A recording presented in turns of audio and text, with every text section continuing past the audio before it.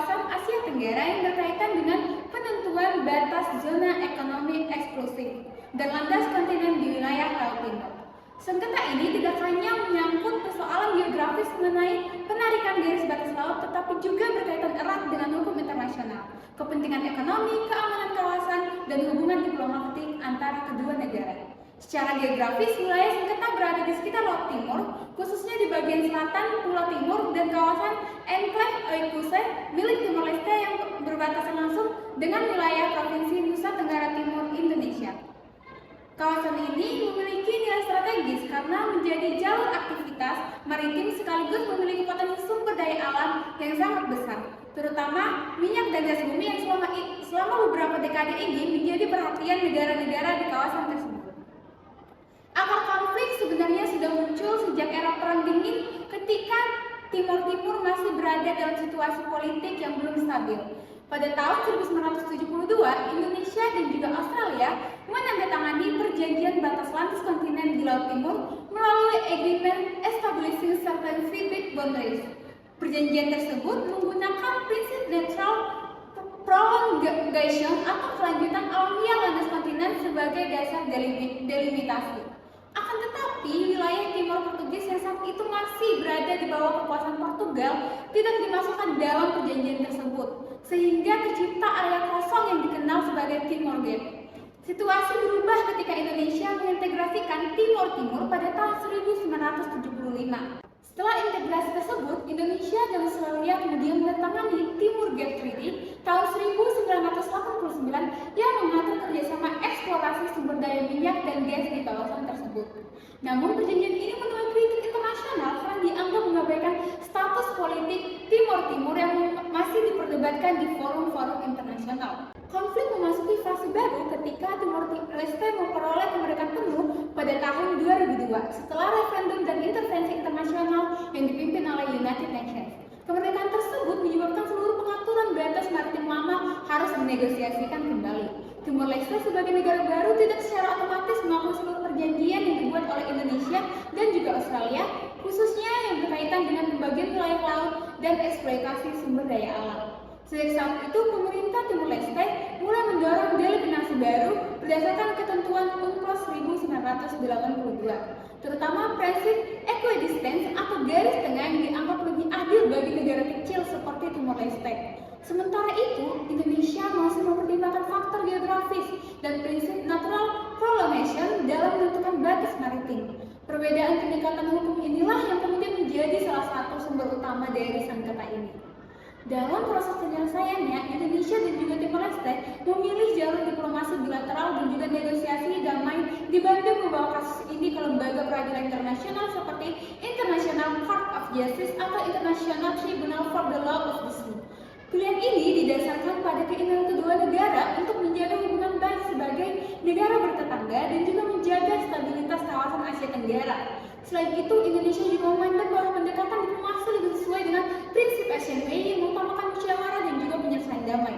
Dengan demikian, konflik batas maritim Indonesia Timor Leste bukan sekedar sengketa garis laut, tetapi merupakan proses hukum dan juga politik yang kompleks serta melibatkan sejarah kolonial, hukum internasional, diplomasi regional, dan kepentingan ekonomi strategis. Secara kronologis, proses konflik batas maritim Indonesia Timor Leste dapat dibagi dalam beberapa tahap penting. Tahap pertama dimulai pada tahun 1972 ketika Indonesia dan Australia menandatangani perjanjian batas landas kontinen di Laut Timur. Dalam perjanjian tersebut, kedua negara menggunakan prinsip natural prolongation yang pada saat itu masih banyak digunakan dalam praktik hukum laut internasional. Prinsip ini menganggap bahwa landas kontinen suatu negara dapat diperpanjang secara alamiah berdasarkan struktur geologis laut. Akan tetapi, wilayah Timor Portugis tidak dimasukkan ke dalam delimitasi sehingga menciptakan celah wilayah yang belum diselesaikan. Celah tersebut kemudian dikenal sebagai Timor Gap yang nantinya menjadi pusat sengketa mengenai eksplorasi sumber daya minyak dan gas. Tahap kedua dimulai setelah Indonesia mengintegrasikan Timor Timur pada tahun 1975. Dengan berubahnya status wilayah tersebut, Indonesia dan Australia mulai melakukan negosiasi baru terkait pengelolaan Laut Timor. Hasilnya adalah Timor Gap Treaty tahun 1989 yang ditandatangani di atas pesawat di wilayah udara Laut Timor oleh Menteri Luar Negeri Indonesia Ali Alatas dan Menteri Luar Negeri Australia Gareth Evans. Perjanjian ini mengatur pembentukan zona kerjasama eksplorasi minyak dan gas antara kedua negara. Namun Portugal menggugat Australia ke ICJ pada tahun 1991 melalui kasus East Timor Case atau Portugal v Australia. Portugal berargumen bahwa Australia telah melanggar hak menentukan nasib sendiri rakyat Timor Timur karena membuat perjanjian dengan Indonesia atas wilayah yang statusnya masih disengketakan di PBB. Meskipun ICJ akhirnya mengatakan tidak dapat memutus substansi perkara karena Indonesia tidak menjadi pihak dalam persidangan, kasus tersebut menunjukkan bahwa persoalan Laut Timor memiliki dimensi hukum internasional yang sangat kompleks. Tahap ketiga dimulai ketika Timor Leste resmi merdeka pada tahun 2002. Setelah kemerdekaan, seluruh delimitasi maritim harus dinegosiasikan ulang karena Timor Leste tidak menganggap dirinya terikat sepenuhnya pada perjanjian Indonesia dan Australia sebelumnya. Pemerintah Timor Leste mulai menggunakan UNCLOS 1982 sebagai dasar utama dalam membentuk delimitasi baru. Dalam UNCLOS terdapat beberapa ketentuan penting yang menjadi dasar hukum sengketa ini. Pasal 74 UNCLOS mengatur delimitasi zona ekonomi eksklusif antara negara-negara yang katanya saling berhadapan atau berdampingan. Pasal tersebut menekankan bahwa penyelesaian harus dilakukan untuk mencapai equitable solution atau solusi yang adil. Selain itu, pasal 83 UNCLOS juga mengatur delimitasi landas kontinen dengan prinsip yang sama, yaitu negosiasi damai demi mencapai hasil yang adil bagi semua pihak. Sementara itu, pasal 279 UNCLOS menegaskan kewajiban negara-negara untuk menyelesaikan sengketa internasional secara damai tanpa mengancam stabilitas internasional. Indonesia sendiri memiliki dasar hukum nasional yang memperkuat posisinya dalam sengketa maritim. Salah satunya adalah Undang-Undang Nomor 17 Tahun 1985 tentang pengesahan UNCLOS 1982 yang menjadikan seluruh ketentuan UNCLOS berlaku secara hukum nasional di Indonesia. Selain itu, Undang-Undang Nomor 6 Tahun 1996 tentang perairan Indonesia mengatur mengenai kedaulatan Indonesia atas wilayah laut, garis pangkal, kepulauan, serta yurisdiksi maritim Indonesia sebagai negara kepulauan. Dengan dasar hukum tersebut, Indonesia memiliki legitimasi untuk melakukan negosiasi delimitasi maritim berdasarkan hukum internasional dan kepentingan nasional. Sejak tahun 2015, Indonesia dan Timor Leste semakin intensif melakukan negosiasi bilateral melalui pertemuan diplomatik dan joint technical committee. Beberapa segmen batas darat berhasil diselesaikan, namun sebagian batas laut masih menjadi perdebatan hingga sekarang. Proses ini menunjukkan bahwa delimitasi maritim bukanlah proses sederhana, melainkan memerlukan kompromi politik, analisis teknik geospasial, serta interpretasi hukum internasional yang mendalam. Dalam konflik batas maritim antara Indonesia dan Timor Leste terdapat sejumlah isu hukum yang menjadi sumber utama perdebatan kedua negara. Salah satu isu paling penting adalah perbedaan metode delimitasi yang digunakan antara kedua negara. Timor Leste lebih mendukung prinsip equidistance atau garis tengah yang banyak digunakan dalam praktik modern UNCLOS. Prinsip ini menarik garis batas berdasarkan jarak yang sama dari pantai kedua negara sehingga dianggap memberikan pembagian wilayah yang lebih seimbang. Sebaliknya, Indonesia juga mempertimbangkan prinsip natural prolongation dan kondisi geografis tertentu dalam menentukan batas landas kontinennya.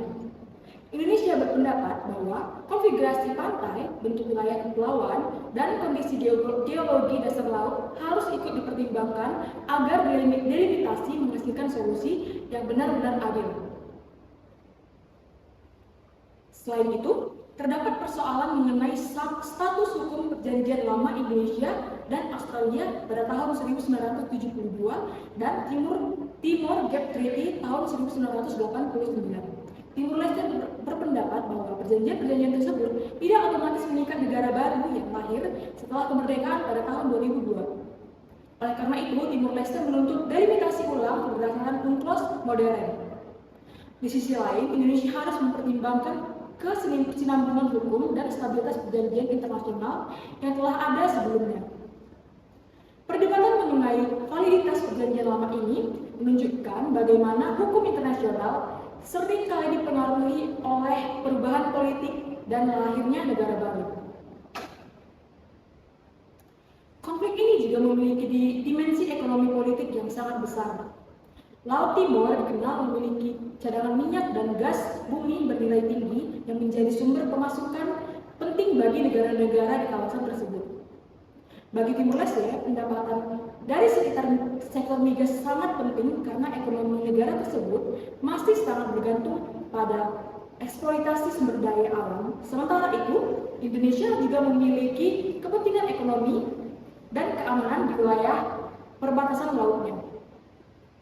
Oleh sebab itu, delimitasi maritim tidak hanya berkaitan dengan penentuan garis batas, tetapi juga mengenai hak eksplorasi dan eksploitasi sumber daya alam yang bernilai miliaran dolar. Dari sisi politik regional, Indonesia berusaha menjaga hubungan baik dengan Timur Leste sebagai negara tetangga dan calon anggota penuh ASEAN. Indonesia tidak ingin sengketa ini berkembang menjadi konflik terbuka yang dapat mengganggu stabilitas kawasan di Asia Tenggara. Karena alasan tersebut, kedua negara lebih memilih jalur diplomasi bilateral dibanding membawa sengketa ini ke tribunal internasional. Pendekatan ini mencerminkan prinsip ASEAN Way yang mengutamakan dialog, musyawarah, dan penyelesaian secara damai. Selain itu, kedua negara juga memiliki kepentingan bersama dalam menjaga keamanan maritim, termasuk mengatasi illegal fishing, penyelundupan, dan aktivitas lintas batas ilegal lainnya. Dengan demikian, dinamika sengketa ini tidak hanya dipengaruhi hukum internasional, tetapi juga kepentingan regional dan keamanan kawasan. Hingga tahun 2026, sengketa batas maritim antara Indonesia dan Timor Leste masih belum sepenuhnya terselesaikan.